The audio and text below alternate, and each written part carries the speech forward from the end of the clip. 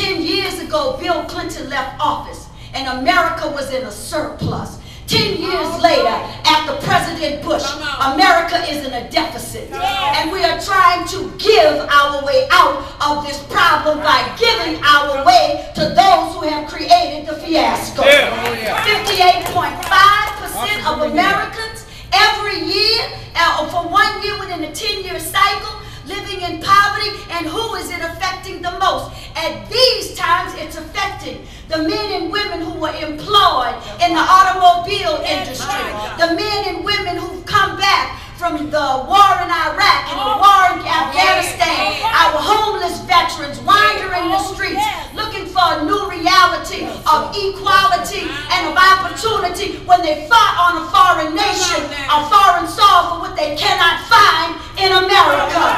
Within a 10-year cycle, you have a mother, a homeless mother, in charge of her children because poverty strikes strongest at female-headed households and at children, wandering and crying and pleading to God so that the sorrow and suffering of her children can be solved. Well, I came this morning to say that the cry of the poor has reached to the heavenly throne, that God from on high, who has looked down low, has seen those who we will not recognize, though we will not want to say count for anything, because they have so little, they are not registered, they don't go to the polls and vote, so the politicians are not interested in what we're going to do for the homeless, because they don't have a domicile, so they can't be incorporated into the voter registration process, so that means they don't vote,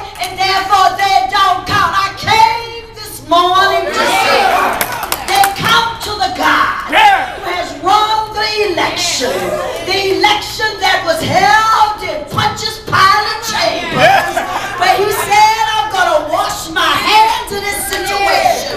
He might have washed his hands, but the high God, not the high priest Caiaphas, but the high God said, I'm going to save, and the jury's not going to be deadlocked, and they're going to come back and they're going to change the verdict. And so our crucified Lord, bringing the tens of thousands of millions who followed him, walked Calvary. He suffered and he bled just as people are suffering and dying in our midst this day. He suffered and died on the cross, was laid in an unmarked tomb. He himself, identifying with the poor, didn't even have a burial policy, didn't even have a tomb to put in front of him, but he had angels that guard at his tomb. And 3 days later, with all power, he broke forth. And he's waiting for those of us in our midst to break forth also for those who don't have a burial policy or a tombstone with their name in front of them. I came to say there's some solutions in the house this morning. There's some things that the SCLC needs to do. First of all, in a nation with such wealth, why are we dealing with a minimum wage discussion? Why are we giving people minimum anything? We need to be talking living wage. And then in addition to that, why is Congress failing to act on unionization where people are guaranteed a decent living with decent benefits and proper hours? Congress needs to approve the Employee Free Choice Act now.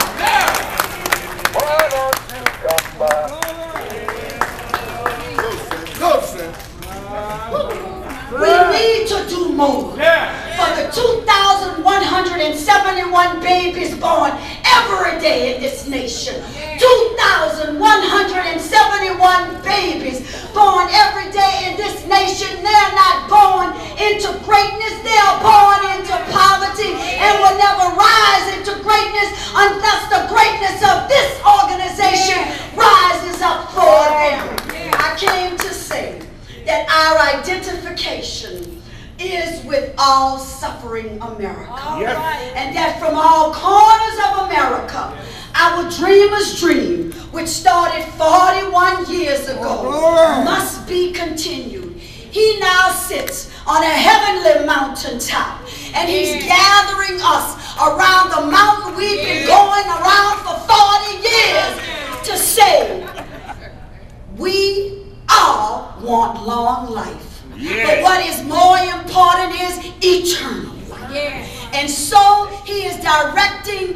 the legacy of his life. The birthing, the baby, the toddler, the young adult, and now the adult. 41 years you are of age. SCLC, stand up with fire in your belly and steel in your back and God's wisdom on your mind and Christ-like compassion in your heart.